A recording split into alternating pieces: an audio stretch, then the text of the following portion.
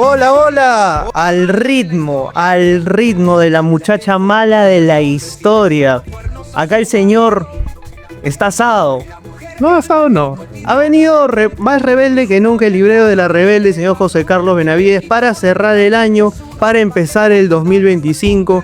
Yo he venido con mi look de vacaciones porque de aquí no me sacan sino hasta allá dentro de un sarcófago más elegante. ¿Cómo está, caballero? ¿Qué tal, hombre? ¿Cómo vas? Bien. Sí, eso iba a decir ya. ¿Cómo vas a... Van a decir que estoy stone o alguna tontería. Pues, pero ya como que no va a usar lentes oscuros dentro de un espacio cerrado. Oye, pero si el barba es lo así. Que tiene el barba que no tenga yo, no me digas. un stoner lawyer, güey. También. Un stoner lawyer. Pero tú eres mi stoner lawyer, tú eres mi rebelde y por eso has venido. Puede ser. Por eso has venido el día de hoy para hablar de los libros del 2024 y para renegar de los clientes en la librería de Navidad. En realidad, no, vamos a hablar del año libero. Así es. Creo que ha sido un año. Bueno, no sé cómo tú estás terminando el año. Creo que te habiste ido bien con los proyectos, los programas, ¿no? Es un proyecto que te vi, no sé si esta semana fue o la semana pasada con los malditos podcasts. Sí, que están acá al costadito. Sí, pues, ¿no? Entonces, ya te había visto con los pitucos, publicaste un libro. ¿no? Sí. O sea, ha sido un año interesante y movido también, ¿ah? Sí, me hubiese gustado igual cerrarlo mejor, pero bueno, ahí estamos. ¿Cómo hubiera sido mejor? Bueno, o sea, siempre... encima no puedo jugar pichanga ni puedo hacer nada porque me saqué la mierda en el equipo. No, pues no tienes que jugarlo, tienes que organizarla nomás. Está caletamente diciéndome como pichanguero eres un buen librero, ¿no? No nos caracterizamos los hombres. No somos muy dotados. Que leemos. Ah. Son pocos los casos. ¿Tú mueves tu bola? Más o menos. Ya no, hace tiempo que no juego. Antes jugábamos con los editores. Antes habían Lustra, estaba Colmena, Paracaídas, creo también estaba. Y armaban sus pichangas así, su campeonato de editoriales, pues, ¿no? Y por ahí los libreros nos juntábamos con algunos, ¿no? Pero igual éramos troncos todos. Se fue el 2024, mi hermano. Se fue. Nos metieron 12 meses en 5 minutos. Loco, qué fuerte eso, ¿no? Pero sí, o sea, enero duró 5 años y todo lo demás duró 3 días, ¿no? O sea, ya ahorita la próxima semana ya es Navidad, Año Nuevo. Yo no termino mi tesis, que tengo que terminar, ¿no? Pero la de Pompichú, ¿el otro año será? no, tengo que entregar en enero. Ah, ya. Al otro año será igualmente. El año será, ¿no? Pero sí, se acabó el año. Una nueva novel también, sorprendiendo, ¿no? No sé si... Pero, o sea, los Nobel siempre sorprenden, ¿no? Rara vez se da un Nobel predecible, ¿no? Sí, pero también creo que este novel ha sido muy bien aceptado. Ya. O sea, normalmente siempre es como que sorprende porque, claro, no lo conoces y es como que en ese momento te pones a buscar qué libro hay, lo pides, lo lees, ¿no? Te lees si son cuentos, te lees algunos cuentos, ¿no? Pero con Han Kang creo yo que más bien fueron los que no aceptaron, fueron un poco los viejos renegones, ¿no? Los puristas de la literatura, ¿no? Los que creen que, no sé, ¿cómo se llama este chico? Philip Roth. Ya. Debía ganar el Nobel, pues, ¿no? Nada más alejado de la realidad, qué loco, ¿no? O sea, creo que fue Banville que dijo, no hay que darle el premio Nobel porque sufre de ansiedad y no puede hablar ante el público, o sea, ¿puedo hablar lisuras acá, no? Sí, métele nomás. Hay que ser cojudo, pues, ¿no? O sea, los viejos rancios son los que terminan... Ah, su madre. Terminan, ¿Con cuántos viejos rancios me he peleado este año? O sea, Bueno, a ver, vamos por partes, ¿no? Yo creo que siempre y cuando tengas una crítica interesante, bien fundamentada sobre las cosas, hay gente que no le va a gustar, pero el problema es que la gente que no le gusta tiene que admitir que solamente lee clásicos o lee gente del canon, ¿no?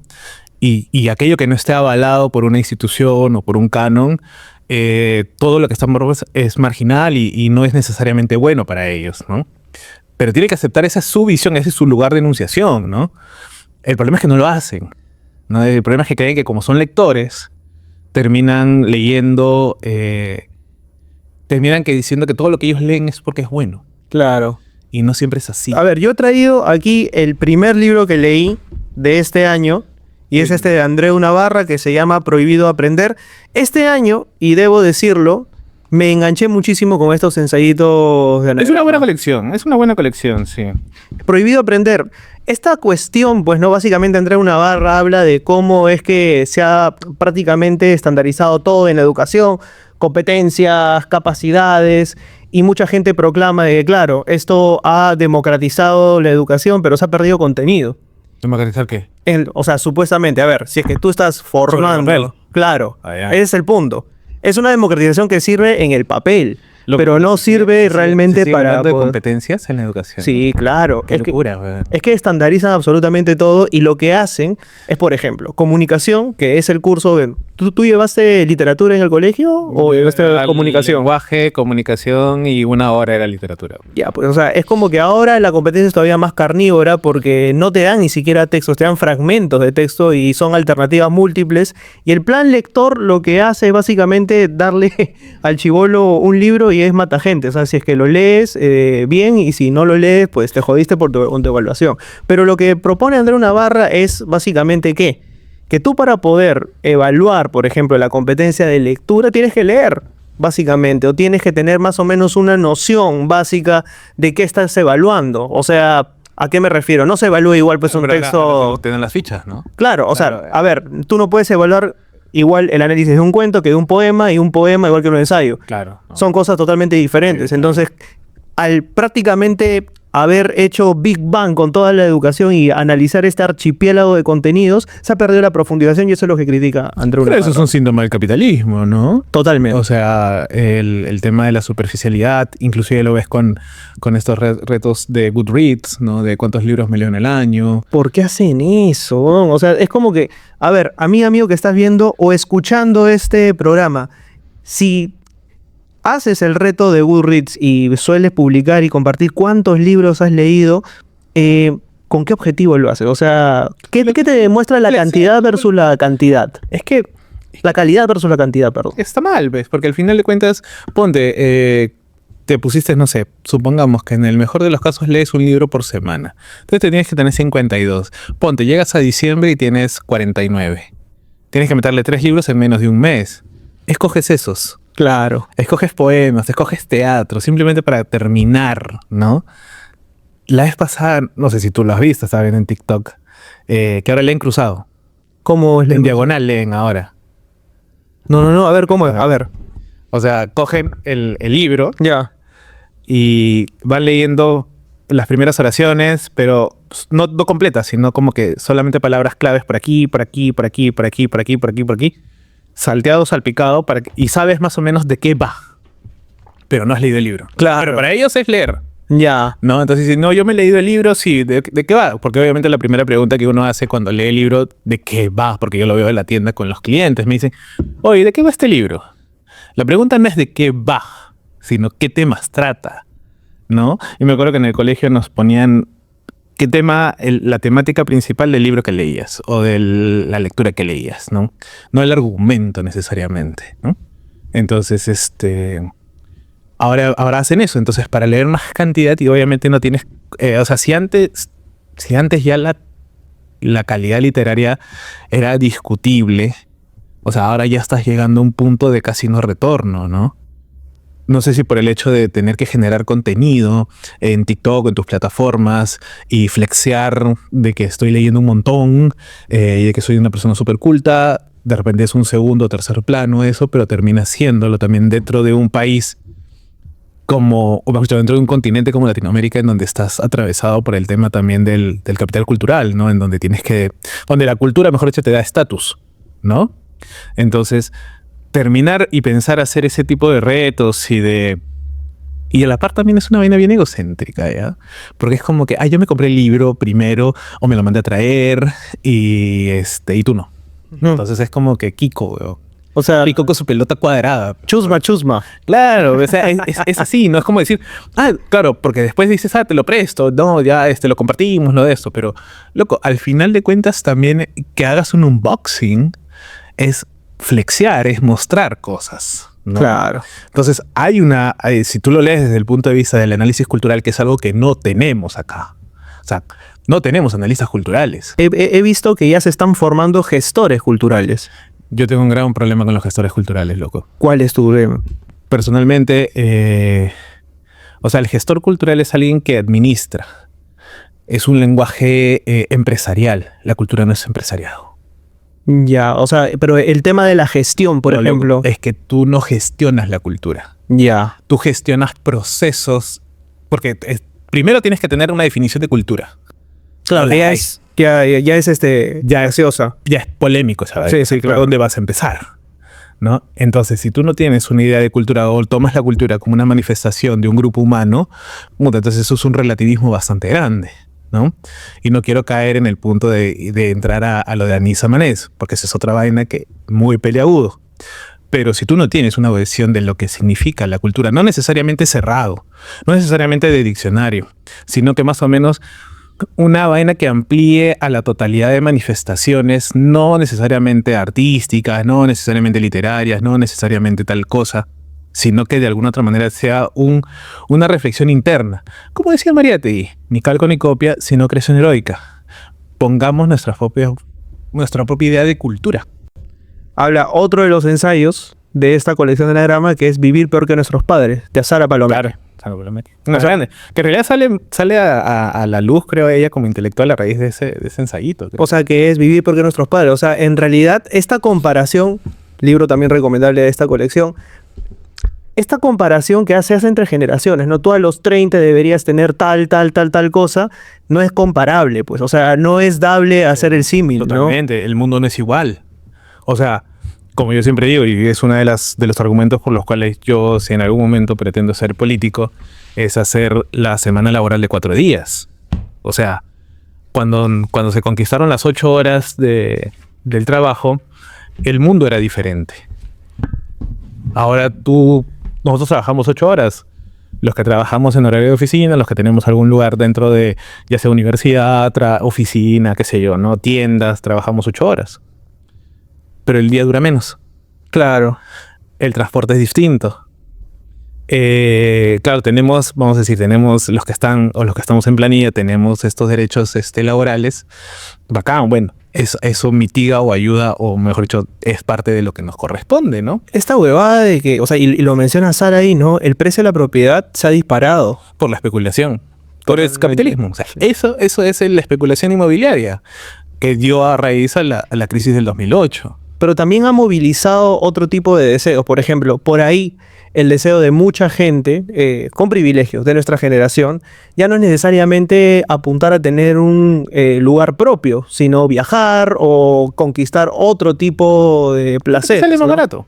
La vez pasada me leí un artículo. En lugar de alquilar, ¿no? Es que la vez pasada me leí un artículo de unos jubilados que les convenía más pasar cada año en un crucero que comprarse una casa. O sea, vivir en un crucero y pagar un crucero anual en donde te van a dar todo, te sale más barato que tener una casa o comprarte un terreno.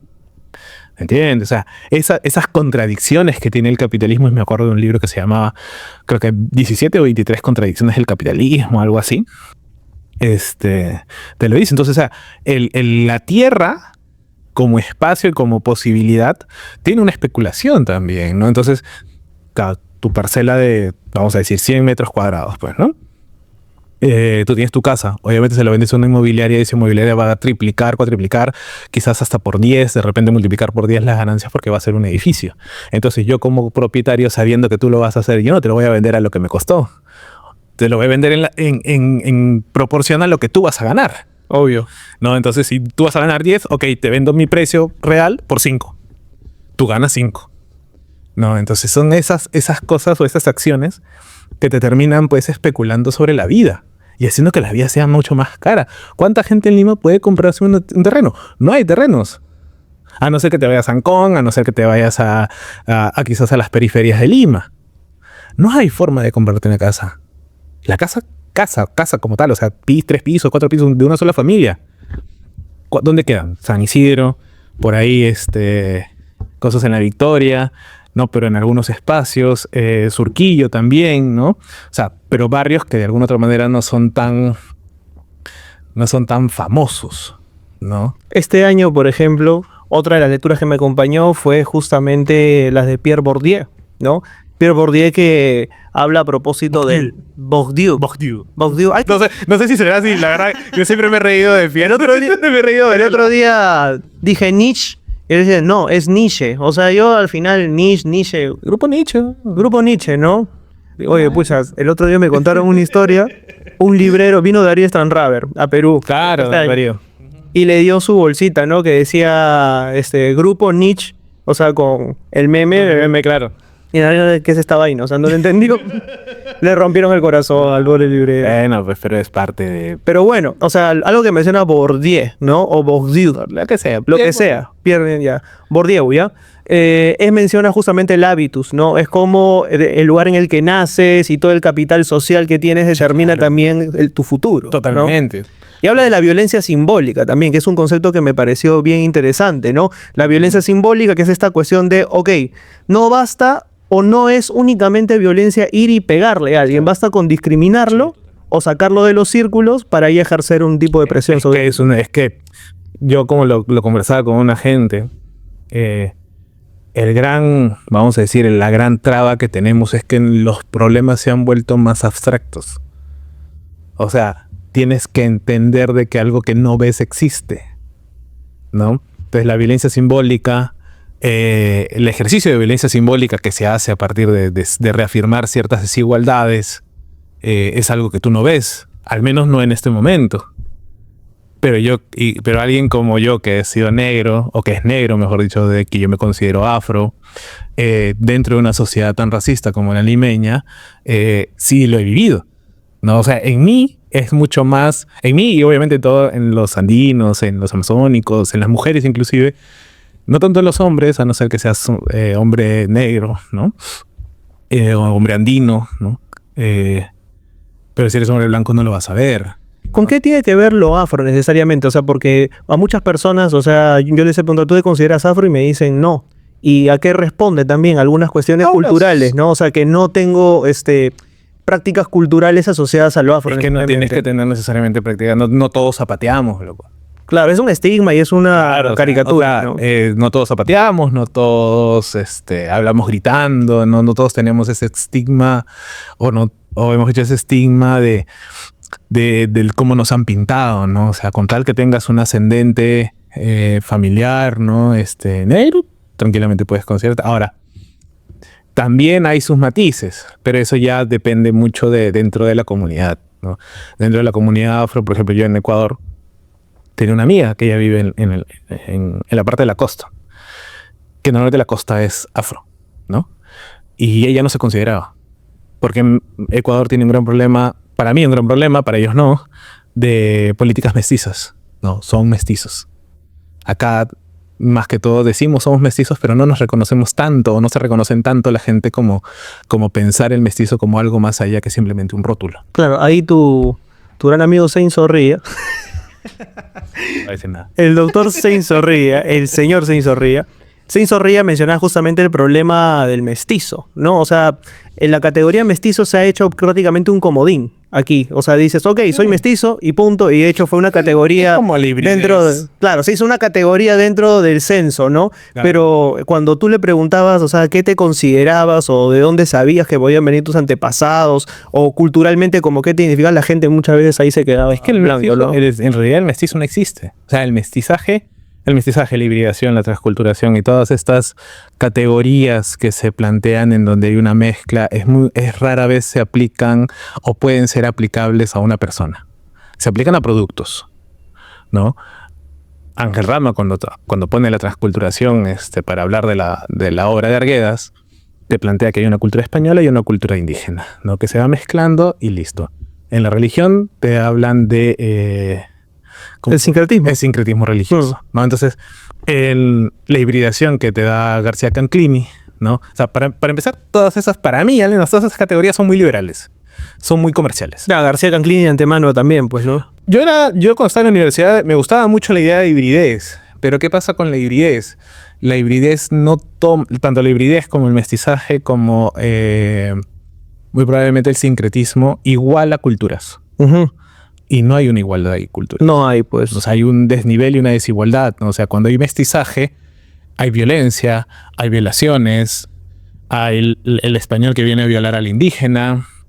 Entonces no hay una igualdad de culturas, vamos a decir, en el mismo estrato. Ahora, ¿no? mucha gente, cuando yo puse ese programa, este programa alienta el divisionismo, porque estás diciendo que cada quien tiene su propia identidad. Sí, pues. Sí. O sea, pero es que eso no es alentar el divisionismo, es reconocerlo. Pero por eso te digo, o sea, volvemos al punto. Tenemos problemas muy abstractos, problemas que exigen un nivel de crítica alto. Porque no lo estás viendo realmente. No es un objeto como un celular. Es algo que está, pero que no puedes. Si tú no lo percibes, no lo ves. No, es como, por ejemplo, mi papá. Mi papá es negro. Mi papá es afro. Pero cuando hemos hablado de temas de discriminación, por ejemplo, él no entendía y no había como que conectado al principio, no ahora ya sí, pero conectado en el sentido de estas prácticas son racistas. ¿Me entiendes? Porque a él no lo habían socializado también como para identificar esas prácticas, ¿no? Yo a mi sobrina sí, ¿no? Sobre todo porque el pelo, que es el que más joden, ¿no? No, que el pelo suelto es desordenado, que tiene que... Entonces, ver que le están jalando a mi sobrina el cabello, le están haciendo doler para simplemente hacerle una cola para poder decir que está ordenado, eso es violencia también. Eso es violencia sistémica, operada por su mamá quizás, que no se da cuenta de que eso es violencia sistémica, que alienta la desigualdad. Entonces, si no tienes esas condiciones de lectura, porque son condiciones de lectura, pues, o sea, al fin y al cabo. Porque sí, pues. ¿cómo lees el mundo? Totalmente. ¿No? Entonces, si no podemos abstraer y entender y debatir abstractamente las cosas, tenemos un gran problema como sociedad. Me has hecho acordar, siempre cuento esta anécdota, pero está buena soltarla a inicios de año. En algún momento, yo estuve como profesor en un colegio y se me ocurrió darles a leer El sueño del Pongo, de Arguedas. Porque me parecía un cuento que se podía discutir en clase. No necesariamente es de Arguedas, fue recopilado por Arguedas. ¿Ah, sí? Claro, porque no, es un cuento oral. Claro, recopilado por Arguedas. Ok, entonces lo leemos en clase. Y a todo esto en muchos colegios existe esta cuestión de que si no está en el currículo no es oficial, y si no es oficial es culpa del profesor, o tiene el profesor la responsabilidad del texto que está mandando. Yo lo leí en clase con los chicos y el problema fue, yo ya estaba saliendo, estaba empacando mi cuchareable, ¿no? De lo más tranquilo, y dicen, Ereña, lo esperan en la sala de reuniones. Y ya cuando te dicen sala de reuniones es porque algún padre ha piteado. Y efectivamente, aparece un papá con su hijo, el hijo, la cabeza enterrada en el piso como una avestruz. Y me dice, ¿usted le ha dado este texto a mi hijo? Yo le digo, sí. ¿Y usted por qué le da textos así a los chicos? Que en principio yo he revisado el sílabo y no está en el sílabo. Y es un texto que ha hecho que mi hijo le pregunte a su abuelo si es que él alguna vez le había pegado a un campesino. Y mi respuesta irónica, pensando que se iba a reír también, grave error mío, fue, ¿pero le pegó o no? Muy probablemente sí. Entonces, luego me enteré que evidentemente, claro, Valentín Gondori, ¿no? Los primeros capítulos. Claro, ¿cómo se llama? Carlos Cano interpretaba al ingeniero Prado. Claro, no, pero el que le pega es otro indígena también. Claro, pero aquí la cuestión es, claro, es no me acuerdo la... Zavala. Iba a decir Zabaleta, saludos a Kevin. La cuestión es que esto me lleva también a pensar cómo es que un texto puede llevarte a la incomodidad de una pregunta que de repente no tienes cómo responder, ¿no? El padre de familia agarró y dijo, no, pero usted es un impertinente porque este tipo de textos y además, o sea, que hablan de violencia. Yo le digo, a ver, si usted quiere ver violencia, todos los días hay violencia. En la televisión, en la sociedad, en todos lados hay violencia. O sea, y esto ejemplifica temas transversales y yo le expliqué que... Siento que no quedó tan satisfecho porque luego elevó una queja. Pero es porque le estás tocando una fibra muy sensible. Pero claro, hay gente que no ve con buenos ojos determinado tipo de lecturas porque incomodan y llevan a preguntas. Pero te cuenta lo que pasó en Argentina con Cometierra. Claro, lo de Dolores Reyes. Dolores Reyes, no solo fue Dolores Reyes, después también creo que fue Rivera Garza, creo. O no, fue Selva Almada, creo. No, entonces hubieron varias que también empezaron a ser censuradas. En Estados Unidos intentaron censurar Maus, por ejemplo, ¿no? De Art Spiegelman también. O sea, la censura dentro del mundo contemporáneo, Yu Qiu tiene un filósofo chino, de la técnica en realidad, tiene un textito sobre los neoconservadores o los neorepublicanos, le llama él, ¿no? En donde de alguna otra manera este discursito de los valores de Occidente, ¿no? Y todo aquello que entre comillas hizo grande a Occidente, no se ve en su dimensión histórica, ¿no? Simplemente se ve, ya, nos trajeron, vamos a decir, ¿no? Nos trajeron la modernidad. Loco, pero esa modernidad está basada en sangre, en colonialismo, en violencia, en violación, en saqueo. El Museo Británico está plagado de esa mierda. Enrique Dussel se sentiría orgulloso de ti. Yo no me llevo bien con los decoloniales, ¿no? Es más, no voy a contar esta anécdota sobre Quijano, pero no. Porque hay mucho... Pero, por ejemplo, Dussel es uno de los que habla a propósito. Él acuña un término, dice, o sea, que todo lo que nosotros heredamos no es necesariamente europeo, sino que es greco-latino-europeo y elabora una especie de acrobacia lingüística ahí, ¿no? He leído lo de Dussel, pero creo que el punto, o sea, llevar a ese extremo ya casi linda con lo ridículo, loco. Es como, no, es que eso no fue moderno, eso no fue europeo, eso fue greco-latino. ¿Qué diferencia hay entre uno y el otro? Ya, pues, o sea, yo sí creería que hay una diferencia, ¿no? O sea, Europa es toda Europa. O sea, y es como que son las mismas prácticas grecolatinas. No, porque tú piensas que Europa es toda Europa, pero nunca fueron toda Europa. No, claro. Fueron 5 o 3 países. Sí, pues. No fue Grecia, sí, es cierto. No fue Grecia porque Grecia no tenía el capital para hacer las invasiones como si lo tenía Inglaterra, si lo tenía Portugal, si lo tenía España, Holanda, pues, ¿no? Claro, pero Europa, ¿heredera de quién fue? O sea, es como querer irte al origen de todo, pero... O sea, que le vamos a echar la culpa a los grecolatinos. No, pues... No, porque los que... Pero es que no se trata de echarle la culpa, simplemente se trata, creo que yo siento que a veces para analizar algo hay que separarlo, ¿no? Y analizar las cosas independientemente. Ya, pero el problema es el capitalismo, loco. O sea, el colonialismo... Eso no lo pongo en duda. El colonialismo nace en la Edad Moderna. Necesariamente.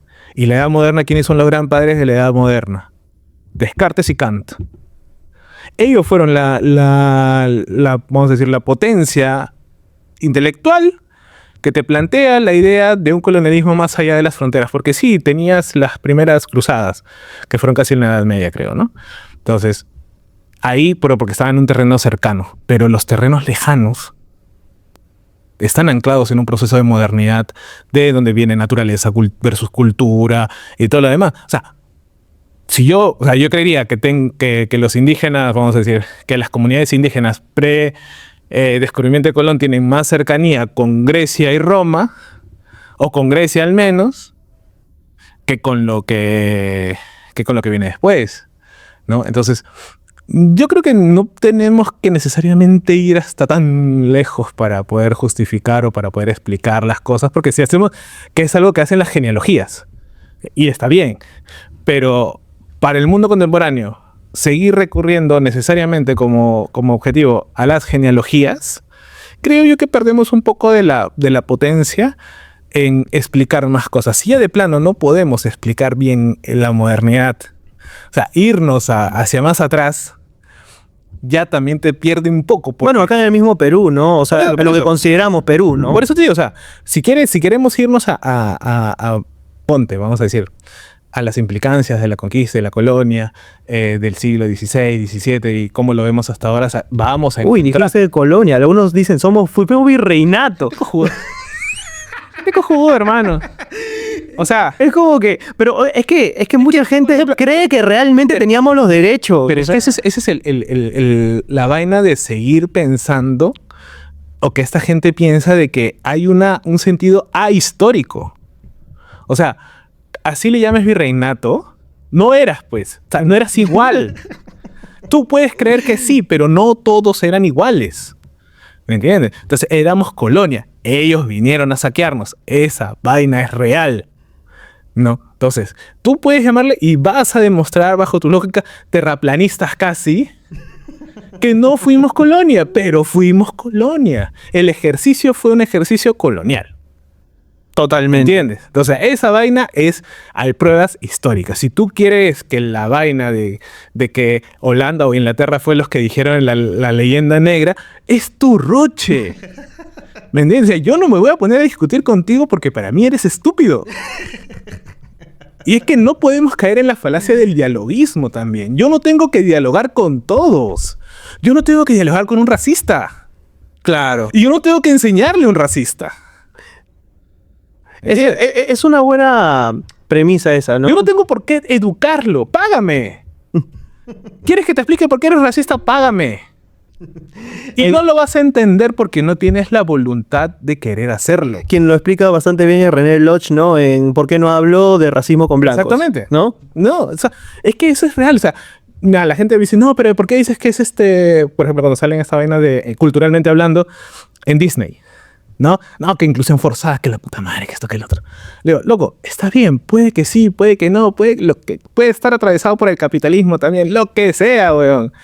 Pero está, de alguna otra manera, está ahí. No, pero es que, ¿cómo vas a decir que si lo mantenemos es racista? Loco, yo no te voy a explicar. Si tú no entiendes las lógicas del racismo, es tu roche. Y yo no te lo voy a explicar porque tú no vas a querer entender. Ahí quería entrar, por ejemplo. Todos estos libros que hemos mencionado son libros de sociología y demás. ¿Quiénes consumen este tipo de libros en una librería? ¿Académicos, curiosos, autodidactas? Hay de todos.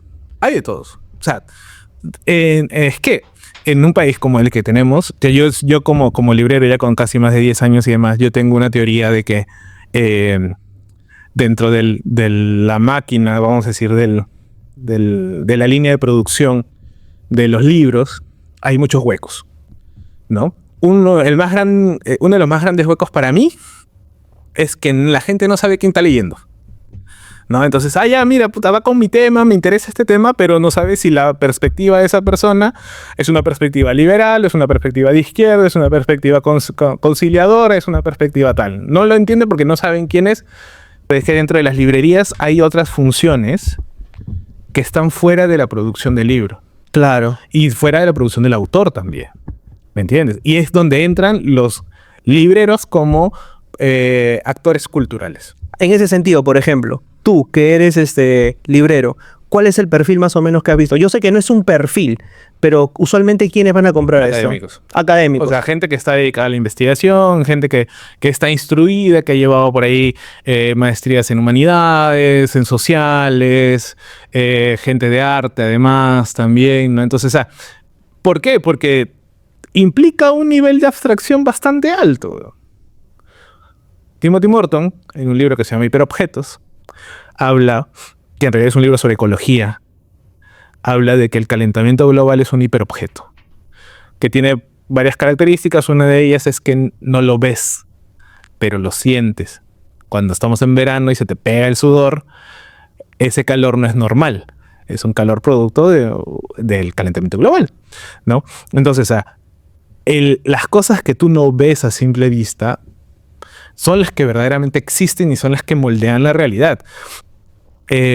Graciela Esperanza, un librazo, creo que se llama Lo que no vemos, lo que el arte ve. Ahí habla de literatura, habla de pintura y de cine. Pero ella te dice, no, o sea, hay cosas que el arte solamente puede ver. Pero el arte como práctica artística, no necesariamente como el arte de pintar algo. Claro. Y menciono una novela muy interesante que a mí me gustó mucho, que la leí este año, que se llama Clima, de Jenny Olive, ¿no? Que es una historia en donde la man le trabaja para una científica respondiendo cartas sobre el calentamiento global. Y ella empieza a investigar porque no sabía nada, porque ella venía de tener un marido estúpido que no hacía nada y de tener que cuidar a su hijo. Entonces solamente podía trabajar corrigiendo y escribiendo cartas, respondiendo cartas a esta famosa científica, ¿no? Y ella aprendió. Entonces hay una reflexión dentro de la novela, porque es una novela que te hace reflexionar. Es una novela de... No quiero decir que es una novela de ideas como en otros tiempos se referían, ponte a Dostoyevsky, por ejemplo, ¿no? O Proust, ¿no? Pero es una novela bastante que te hace pensar, que es lo que no hay ahora, ¿no? Entonces hay gente que le gusta pensar, que encontró en reflexionar y simplemente hacerse preguntas que para la mayoría de gente es estúpida, encontró libros. Mi librería está llena de esos libros, ¿no? O sea, yo trabajo y mi perfil de libros en los que yo elijo es un libro que te va a hacer pensar, o que al menos te va a cuestionar algo. Y es muy probable que lo dejes, pero te va a cuestionar, ¿no? Entonces, A partir de ahí, ya depende de cada uno en la decisión como lector si continúa o no continúa. Ahora, aquí también hay una cuestión de fondo y eso es lo que yo también trato de resaltar a veces, ¿no? El hecho de que alguien pueda cuestionarse, de que alguien pueda pensar y que sean académicos quienes usualmente están interesados en estos temas porque no son libros para todo el mundo, es también una forma de elitismo, ¿no? Es una consecuencia de... Una consecuencia del Sí, elitismo. es una consecuencia de tener una sociedad desigual, una sociedad en donde la educación nunca fue quizás el primer plato, sino el último tal vez, ¿no? En donde tienes un sistema de educación que se rige por competencias o se rige por un currículum nacional muy anticuado, que no se actualiza. Entonces, claro, el mundo contemporáneo es un mundo que acelera, que va muy rápido, ¿no? Y ni siquiera te digo solo el colegio, la universidad también está bastante atrasadita, ¿ah? O sea, en la universidad en San Marcos, te digo, yo estudié literatura y lo máximo era, claro, el solitario final, ¿no? De Osvaldo Soriano. Claro. Entonces era como que, puta loco, ¿qué estamos hablando, no? Ya, ponle Piglia, ¿no? Pero igual, es 80s. Fuguet, ya. Ya, ponle, o sea, yo vi un seminario de literatura en la latinoamericana y creo que ahí sí leímos pues a Fresán, pero era porque nosotros le pedimos al profesor y el profesor también estaba a bien porque los había leído. Pauls, Fresán, Fuguet, que no me acuerdo qué más leí, Belatín, ¿no? Cuando publicó. Salón de belleza. Flores, más bien Flores y Salón de Belleza, que están por ahí, ¿no? Entonces, también está atrasada. Entonces, tienes un sistema en donde las carencias producen más desigualdad, el autodidactismo de uno termina siendo pues la única esperanza si es que quieres ir un poco más, porque inclusive si tú ves a los chicos que salen del colegio, a buena mente, postulan a una universidad, se quedan con lo que el profesor les dice, porque piensan que están siguiendo en un colegio, es una extensión del colegio. No están viendo de que la universidad no es el colegio. ¿Por qué? Porque tenemos universidades que tienen una estructura literalmente como una empresa y que parece un colegio, ¿no? Quizás San Marcos, el hecho de tener un campus grande te ayuda a pensar de que no estás en el colegio. Pero eso es porque la dinámica espacial te ayuda, pero si llegas a un edificio, puta, que tiene 10 pisos, ascensor y no tienen un espacio, vamos a decir, libre, no te hace pensar. O sea, te limita muchas cosas. Piensas que estás en automático. Entonces, obviamente la gente que se dedicó al arte es porque, puta, tiene plata. La gente que yo me tengo que gastar mi plata, mi sueldo, la mitad de mi sueldo en libros. Ya ayer vi mi cuarto y es como que ya no entran más libros, ¿no? O sea, tengo que invertir. Para mí eso es una inversión. Para los otros es muy probable que sea un gasto de placer. Y ven a la literatura o la lectura como un placer cuando no tiene que ser así. O sea, la literatura no es un placer. El arte sí te produce placer, pero no tiene que ser la génesis del placer. O sea, yo no escribo para entretenerte. ¿Me entiendes? Yo escribo para hacerte pensar. Y el hecho de hacerte pensar, como eres una persona, te entretienes. Antes, cuando no había internet, cuando no había celulares, lo único que tenías para hacer para entretenerte que era leer, ¿no? Y como le decía a un amigo, que justo hablábamos de que los niños ahora tienen una cantidad de opciones de libros bastante amplia. Nosotros, con una enciclopedia, con un diccionario, estábamos felices.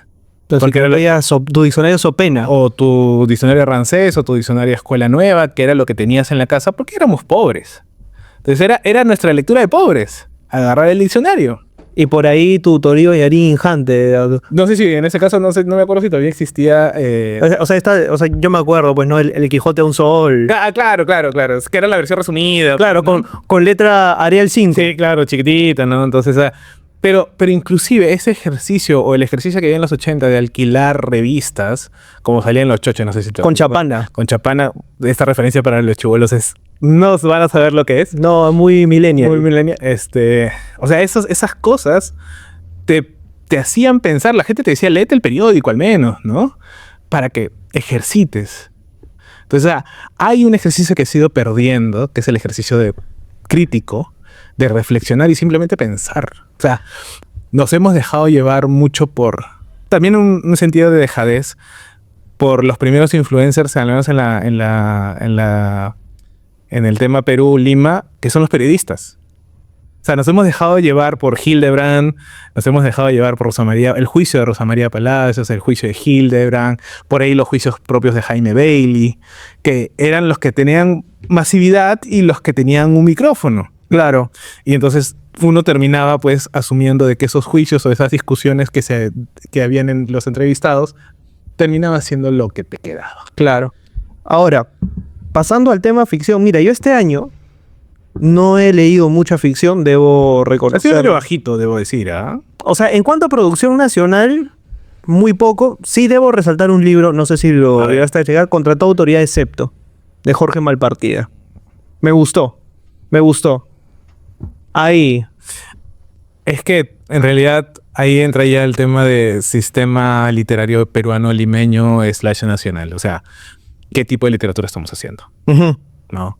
Ya son preguntas que también escapan al lector porque son preguntas muy específicas. Pero por ejemplo, este libro que es un libro de cuentos y que tiene cuentos a propósito de Arequipa, ¿no? Que ese es el ambiente en el que se desarrolla, ¿no? Y que te habla de otakus y que te habla de viajes y que tiene un personaje que habla con un realismo sucio que no me parece forzado, debo decir. El realismo sucio ya pasó. ¿No? O sea, ya sé que para mí Richard Parra es uno, si no el mejor. Loco, pero Richard Parra te hace un realismo sucio que no parece realismo sucio, pues. Ya pues, pero esta perspectiva nueva de hacerlo desde este punto de vista, o sea, y que haya una voz en una editorial que no necesariamente es limeña. O sea, está bien. A mí me gustó por eso. ¿Me entiendes? O sea, está O bien. sea, no necesariamente porque es realismo suyo y demás, sino porque las historias me parecieron funcionales, buenas. No me acuerdo si este año fue un libro de Peso Pluma, de un arequipeño también. A ver, vamos a ver si lo A ver, mientras te voy tirando los otros dos que leí y que también obviamente recomiendo, ¿no? Las voladoras de Mónica Ojeda, recién lo leí este año, ¿sí? Y Chicas muertas de Selva Almada, que es una relectura, pero en realidad, y esto me suele pasar también, cuando visitas nuevamente un libro y le das una leída posterior a su primera impresión, es como si lo leyeras de nuevo, literalmente, porque cambian un montón las cosas, ¿no? Las voladoras de Mónica Ojeda, bueno, Mónica Ojeda recientemente envuelta en la polémica. No ¿no? entres ahí, por favor. Y bueno, Selva Almada, que habla a propósito de historia, justamente de feminicidios, básicamente, en los cuales las protagonistas son peligrosamente y aterradoramente vigentes y reales, ¿no? Aquí es donde yo rescato lo que tú me dijiste en el anterior programa que tuvimos. Tanto Mónica Ojeda como Selva Almada, que además estuvieron en el programa, no son autoras masivas. No son autoras que, digamos, todo el mundo pueda disfrutar con igual intensidad. O sea, masivas dentro dentro del mainstream. El grupo sí son. O sea, dentro del grupo de gente que lee es masiva. Pero dentro, o sea, fuera de eso. Fuera de eso, no. O sea, pero es que por eso te dice, todo lo tenemos que ver desde un punto de Desde nuestra perspectiva. Desde nuestra Claro. perspectiva, en donde pertenecemos a un sistema cultural, editorial, libresco y todo lo demás, que es como que para quien escribe y quien consume dentro del circuito, ¿no? Entonces, ese tipo de situaciones, por eso, o sea, es famosa y es consumida. Han Kang es consumida dentro de los círculos. Obviamente, el peruano de a pie muy probablemente no tenga o no le interese, ¿no? Leer a Han Kang. Nosotros sí, porque tenemos el tiempo, tenemos los privilegios de poder dedicarnos a pensar o a simplemente leer, ¿no? Orlando Maceira se llama. Orlando Maceira Guillén, claro que sí. Bueno, es un libro antiguo, ¿no? Pero yo recién desde el 2021, pero yo recién lo leí ahora, que es El niño de la arbolada. Loco, Maceira escribe de puta madre. O sea, así simple, weón. Creo que son 3, 4 cuentitos nada más ese libro que sacó de su pluma. Puta, le da vuelta y media a todo el mundo, pues. O sea, es de lo mejor, de las mejores voces que he leído. ¿Me entiendes? Y es un autor muy infravalorado, ¿no? Entonces, ahora, también tienes que ver que si vamos a empezar a ver y mezclar cosas, no sé, de los otaku que ahora están de moda con la literatura y demás, o sea, también hay que ver cómo lo vas a engranar, porque si no termina siendo simplemente pues una retafila de situaciones y simplemente, ya conozco de todo y quiero meterlo todo. Por ejemplo, me acuerdo de esta Canción sin nombre, esta película creo que fue. Interesante el proyecto, interesante la idea, la ejecución muy mala. Es como que sé tantas técnicas del cine, las voy a meter todas juntas. ¿Me entiendes? Entonces, no te terminas chocándote tu materia prima se empieza a chocar con todo. Entonces, hay que ver qué tipo de cosas. Por ejemplo, yo de lo último que podía leer, porque este año estábamos metidos en el tema de la maestría, a nivel nacional, la verdad que no rescato más que la reedición de de Pilar Duy, que acaba de ser también Peso Pluma, ¿no? ¿Cómo se llama? Este libro, su segundo libro de cuentos. Bueno, tampoco escribió un montón, pero... De Pilar Duy recuerdo un cuento buenísimo. La premeditación y el azar. Ahí estaba la chica de la yogurtería. Creo que sí. Fue cuentazo. Está ahí. Sí. Es un cuentazo. Entonces, yo rescato eso para que tu mejor pública, para que a mí la mejor cosa que he leído peruana es un rescate y una reedición de un libro de hace como 20 años. Es porque también hay un síntoma, ¿no? O sea, el año pasado sí encontré mejores cosas, o posibles, ¿no? Me acuerdo que leí esta novela... Todos los muertos, creo que es, o todos los héroes. ¿Todos los muertos ninguno? No, es Todos los santos, de Marcela Cosíos. Ok. Que lo publicó Hipatía, ¿no? Gran novela, en realidad. Y es una novela también que ha pasado como que medio desapercibida. Entonces, este año sí, como te digo, o sea, de ahí, ¿qué más puedo rescatar que se haya producido, pues, ¿no? No, pues de ahí ya he leído cosas que no son de este año. ¿No te ha pasado, por ejemplo, que con el tiempo, bueno, es mi caso, hablo a título personal, he desplazado un poco la ficción para mudarme a esto, a ensayo? Yo hace años que leo más, Es como que, no sé, siento que las curiosidades y los intereses van mutando con el tiempo. Eso es lo que tú te quieres decir y autoengañar a tu cerebro para no decir que hay ¿cómo se dice? Que hay una deficiente producción editorial. No, pero mira, si lo hubiese yo lo diría, pero independientemente de eso, yo sí siento, o sea, personalmente, que sí, pues, o sea, últimamente me llama más la atención los ensayos. No sé si es porque tengo el programa con Kevin y con Berlín, que cada semana hay que estudiar y son textos nuevos y temas nuevos. Pero es que, loco, por cada tema también hay una buena novela. Sí, o sea, indudablemente, pero no escrita acá. Pero no me llama ahorita pero es como que... Por eso te digo. Si no encuentro un texto que me enganche o que diga, ok, ¿sabes qué? A ver. Voy a dedicarle por lo menos unos 25, 30 minutos de mis horas de lectura a esto. No. O sea, simplemente lo dejo pasar. ¿Cómo valoras un libro? Primero que me tiene que interesar el tema que aborda. ¿Qué temas te gusta leer? Por ejemplo, todo lo que tenga que ver con educación me encanta. Ya. Pues una novela sobre el tema de educación te encantaría. Los hijos del orden de Urteaga. Ahí está, por ejemplo, Urteaga Cabrera. Ajá. La que ha sacado del Fondo de Cultura Económica. Los hijos del orden, claro, no tiene necesariamente que ver con educación porque es la revuelta en Maranguita. Pero también lo puedes ver como una posibilidad de ver la adolescencia y la niñez marginal en una Lima de casi los 80, pues, más o menos, ¿no? Entonces, aquí se publica. Ya. Papá Huayco me gustó. De la novela de Chacalón. Ajá. Esa me gustó. Me pareció entretenida, fácil de leer, fresca. Me pareció fresco el ejercicio, ¿no? Coges a una imagen como Chacalón y escribes. No necesariamente escribes sobre él, pero escribes a partir de varias voces sobre él. Un ícono cultural, una persona que movía masas, ¿no? Entonces tienes vamos a decir, ese material, esa materia prima que puedes transformarla, ¿no? Entonces es un ejercicio bastante interesante, ¿no? Entonces, por eso digo, esa novela también me parece chévere, ¿no? Que hayan reeditado Los hijos del orden me parece extraordinario, pero date cuenta, estamos reeditando cosas, estamos rescatando cosas que fueron buenas en su momento, que de alguna otra manera también te van diciendo de que el Perú no ha cambiado mucho, ¿no? Entonces, si el Perú no ha cambiado mucho, ya no se escriben necesariamente novelas del conflicto armado, pero también lo que hay o lo que se va escribiendo no termina de cuajar. Una novela que a mí no me gustó, pero porque a mí no me gustó, la ella como Roncaliolo. Me pareció mala. ¿Cuál es la que sacó con Penwick? No recuerdo cuál es. ¿Cómo se llama? Que intentó hacer, pues, o sea, lo planteaban como un Black Mirror en versión literatura, ¿no? Bueno, no he leído ese libro. ¿Cómo se llama el libro? Dios mío, siempre me... Bueno, pero por ejemplo, mira, sí te puedes ir El spoileando. fantástico sueño de aniquilar esto. Ya, ok. No, o sea, salió ese año, mucha gente, una amiga que respeto mucho como lectora me dijo, no, si yo he seguido acuciosamente el proceso.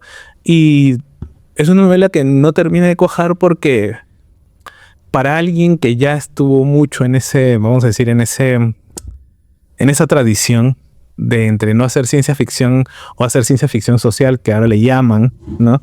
Cuando ese rótulo viene de la segunda ola de la ciencia ficción, con Ursula K. Le Guin, con Octavia Butler o inclusive el mismo James Graham Ballard, ya existía ese rótulo y ahora se le quieren volver a poner a cosas que no terminan siendo lo mismo, ¿no?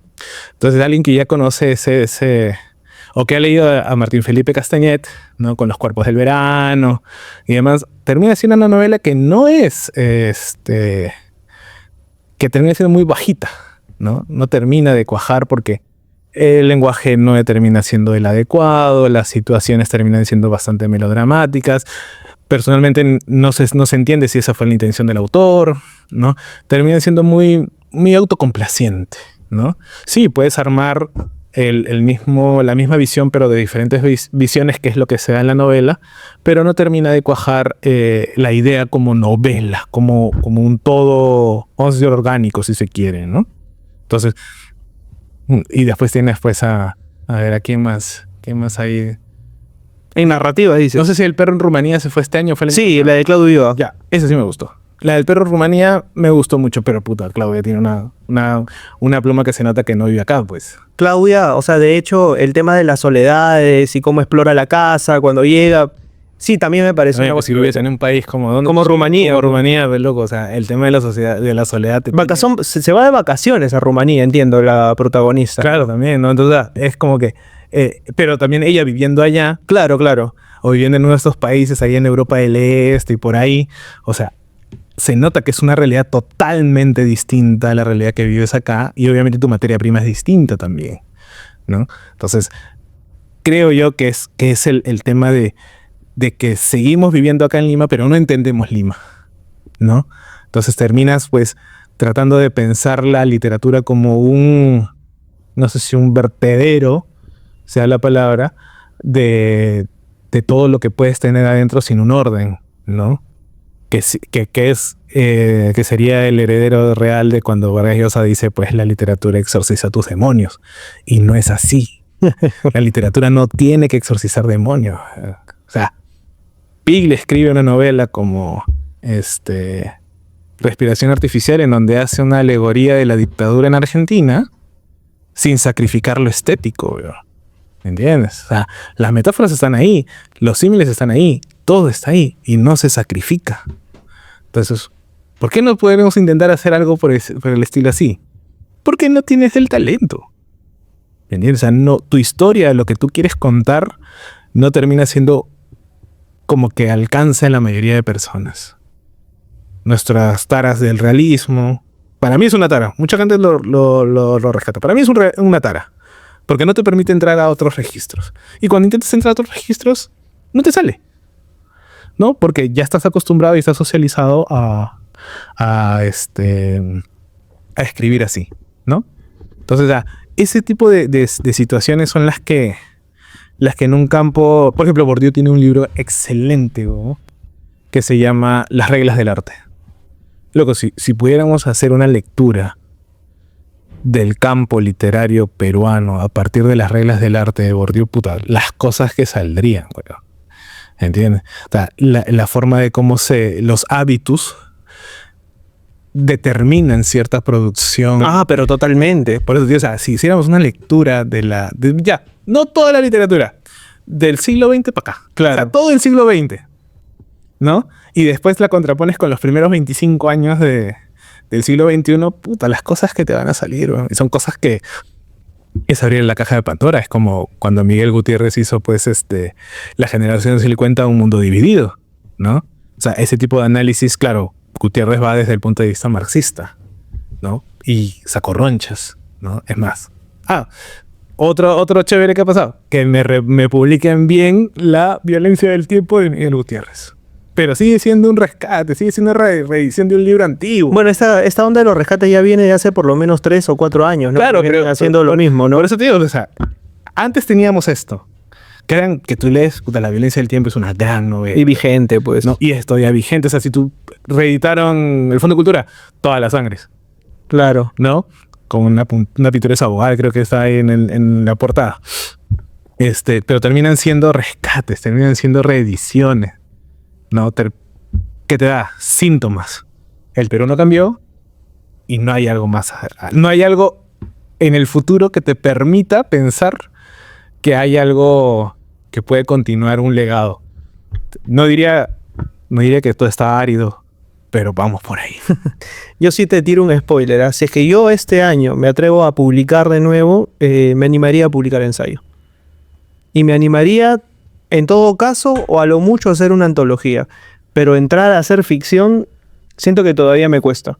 Es que también depende mucho cómo, por ejemplo, uno lee los ensayos de Rebecca Solnit, por ejemplo, Pedazos o Recuerdos de mi inexistencia, y lo puedes tomar como un ensayo no ficción, o lo puedes tomar como una ficción en realidad, ¿no? O sea, porque la escritura es lo que, o sea, May Sartron, cuando escribe Anhelo de Raíces, cuando escribe ¿cómo se llama el otro de ahí? Diario de una soledad, creo que es el otro libro. Ella está escribiendo sus cosas, vamos a decir, reales. Pero uno como lector puede entrar a eso, como puede entrar también al registro de no ficción. Piensa, la misma escritura es la que te lleva a pensar los registros, creo yo. Entonces, eso termina también, pues, por enriquecer la escritura la escritura y la lectura del objeto. Ahora, tienes ensayos netamente ensayísticos, como por ejemplo Susan Sontag, ¿no? Contra la interpretación es un ensayo, ¿no? Un ejercicio de no ficción, vamos a decir, no necesariamente académico, pero es un no ficción real de otra vertiente, ¿no? Entonces yo también, o sea, a mí me encantaría escribir ensayos. O sea, creo que el terreno del ensayo te da ese comodín de poder entrar a cualquier lado. Sí, totalmente. ¿No? Entonces es como que, ya, voy por aquí, voy por allá. Claro, te puede terminar bien o mal. Depende cómo yo llego. Cómo lo vaya. Sí, sí, sí. Pero también depende mucho del tema, ¿eh? O sea, yo creo que escribir o entrar a la no ficción va a pasar mucho por el tema, ¿no? O sea, porque hay no ficción, vamos a decir, de todo y para todos. Pero no todo se hace bien, o no todo material, o no todo tema te permite cierta elasticidad. No te permite cierto moverte por otros lados. Por ejemplo, ¿no? Este libro de ensayo que lo sacó Anagrama, que el que te digo de Graciela Esperanza, va al arte, va a la música, va a la literatura, va al cine, va a autores, va a experiencias de ella, va y salta, ¿no? Entonces, ese tipo de ejercicios solamente lo haces, con un buen tema, y creía yo también con un tema de saber escribir, ¿no? La elasticidad del ensayo y la dictadura del tiempo han hecho que este programa, el primero del año, el último del 2024, porque este programa es grabado, para que tú no estés poniendo grabadazo, puedas disfrutar de una lista de lecturas, puedas anotar los títulos que hemos recomendado por aquí y vayas a La Rebelde a visitar a José Carlos este año y a seguirlo en sus redes, aunque paras rajando ahí, ¿no? No, en Twitter rejo más. Con Songbird, ¿no? Claro. No. Progre de discoteca. No me doxé, no me doxé. No, pero es que estamos bien mal, hermano. O sea, yo lo digo con mucho dolor y con mucho cariño también, loco. Estamos mal. O sea, desde la brutalidad, y eso que no he hablado de la brutalidad, weón. Pero ese ejercicio de la brutalidad y ese ejercicio de avalar monetariamente esa vaina, porque yo lo he visto en streaming, casi más en deportivos, ¿no? Pero también lo he visto en otros, ya ahora que tenemos vamos a decir, cierta... Star System, claro. Ecosistema de De creación de contenido. De streaming. Sí. También, y no te digo que esté mal la brutalidad específicamente o necesariamente. Yo creo que hay formas de dar show y hay formas de entregarte el show también. La brutalidad no es una de ellas, porque la brutalidad no hay diálogo. O sea, puta, puede ser lo más extremo tú y yo, pero dentro de todo te voy a respetar. O sea, estamos en un espacio que no es la calle. En la calle te puedo putear, weón. Pero aquí no. Entonces yo no voy a entrar en un juego de dar brutalidad gratis. O sea, porque no tiene sentido. Y si me lo pagan, peor, weón. O sea, ya es un juego bastante... No sé si El- ahora sea... El Gonzalo Nuñismo. No, pero ¿no fue Silvio Valencia quien empezó eso? Ya, el Silvio Valencismo. Claro, o sea, yo creo que eso fue un gran error. O sea, conceptualmente pensarlo ahora... Es más, culturalmente sería increíble que salga un paper sobre eso, loco. Ahí estamos soltando ideas y los mal llamados factos algunos. Nos estamos viendo. Feliz 2025, arrancamos con todo.